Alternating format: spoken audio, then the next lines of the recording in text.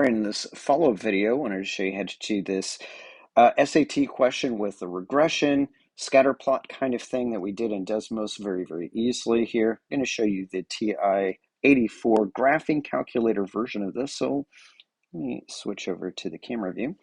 Okay, assuming your calculator is turned on and your camera's in focus. Okay, you want to go here to the Stat menu, and you're going to choose Edit, the first one, which will allow you to type in a list, one of your X values, a list two of your Y values. Off camera, I have these numbers, which was 18, and then 23 and 26. This makes for a riveting video for sure, especially whenever you hit a plus sign when you don't mean to. Boop. Okay, and then come over to L2 and then type in all of your Y values. 130, 160, 130, enter. 160, enter. And 178. So one of the things that, of course, your graphing calculator has that's, I guess, more convenient than Desmos is that keypad just makes it pretty easy to type stuff in. Anyway, so once you have the data typed into your list editor, well, you're done with the list editor. Now we want to do a little scatter plot of this, and it's under stat plot, which is in blue. So I hit second y equals, and I'm going to turn this first one on. Yoop. And I'm going to have to scroll on top of the on and hit enter so I can toggle it on. The first type is scatter plot, which is what you want. L1 is our X values. L2 is our Y values. That's fine. And you can change these if you want to, but you don't need to. Okay.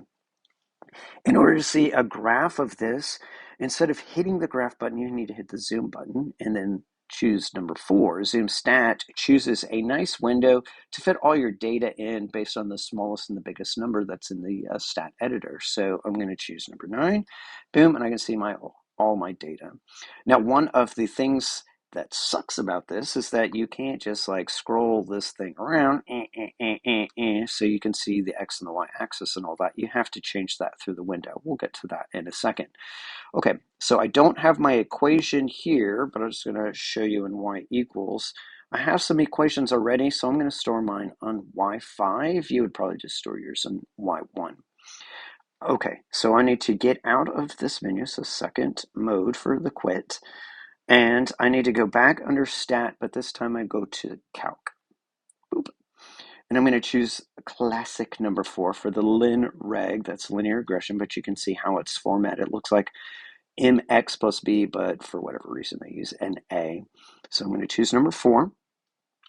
It's going to ask me some questions. Where did your x's come from? Where did your y's come from? That's all fine. Go down to store reg EQ, regression equation. And right here's where you're going to put your y1, your y2, wherever it is that you're going to store it. And the fastest way to get it is alpha F4, and then I'm going to choose number 5. You probably choose number 1 here. So if you don't have this menu, if you just hit alpha F4 and it went to your graph or something like that, then chances are you have to get it in an alternative way. I'll show you that real quick. The alternative way is under, where the heck is it? It's the vars menu right here. So you go vars, and you go to yvars, and then function, and then you can see the whole list right there. But anyway. Yeah, so let me quit out of that. Oh, man. Okay, so that got rid of all the stuff that I just did. So I'm going to zoom through it real quick. So calc and number 4, and then go down here. How's that shine doing right there in your eye as I keep wiggling this thing? Okay, this is number 5.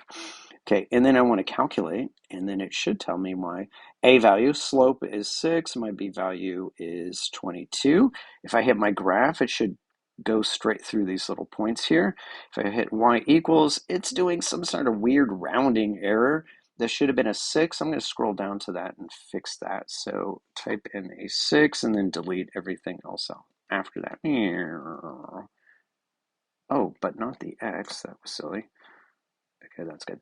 All right, so now what I'm going to do is just for the sake of time or whatever, I'm just going to change this equation. So as we already talked about, if I'm going to translate this equation down 5, it's really going to affect the y-intercept, this 22. So I'm just going to subtract 5 from it. And you know what? I'm going to cheat it by just going -5. I'm not even going to do the math in my hand. the calculator can handle it. And if I hit my graph, you can see that it just basically translated my equation down. But unfortunately, I cannot see where it is going to cross the x-axis at all. So if I wanted to get that, I need to change my window settings. So not zoom this time, but window. And you can see that the x minimum starts here at 17. I need it to be far to the left here. So I'm going to type in a -10. And that should have me covered. And then if I scroll to my Y minimum, it starts at 121. No, that's not enough. It needs to be below the x-axis. I need to have something below the x-axis in order to find my x-intercept. So I'm going to start this also at a -10. When I hit my graph, it should be enough to see the x-intercept.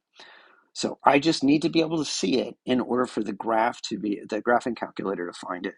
So I find it under the Calc menu, which is in blue. So second trace from my Calc menu, and then I'm going to choose a 0. 0 is where y is equal to 0, which is the same thing as an x-intercept. So I'm choosing number 2. Doop. And then it's going to quiz me. Where's my left bound? So the way that the calculator is going to find it is it's going to scan from left to right, and it's going to find where that y value is 0, but you got to tell it where to start and where to end. So you use your little arrow keys, you move the little spider that's currently crawling on our green graph. I move it to the left side, which is basically going to be underneath the x-axis, hit enter. And then a right bound. So you need to tell it where to stop. So now you use your little cursor, move it to the right side of your x-intercept, which is now above the x-axis, hit enter. And now a guess, you don't actually have to guess, it just speeds this up a little bit. If I move my cursor closer to where I think the x-intercept is, I hit enter, and then it found it for me. It's kind of hard to see because it's in green, but you can see it's right down here at the bottom. It's that -2.833. Now, here's a cool feature of this calculator though. If I quit back to the home screen and I hit my X button and I hit enter, you can see there's that number. Oh, and you know what the calculator can do pretty easily? You hit your little math button, you hit enter, and you hit enter, and it turns that into a fraction. And there is our answer of -17/6. So there you go, solution in a TI graphing calculator. Probably not as fast as it is in Desmos, but hey, you got yourself a backup.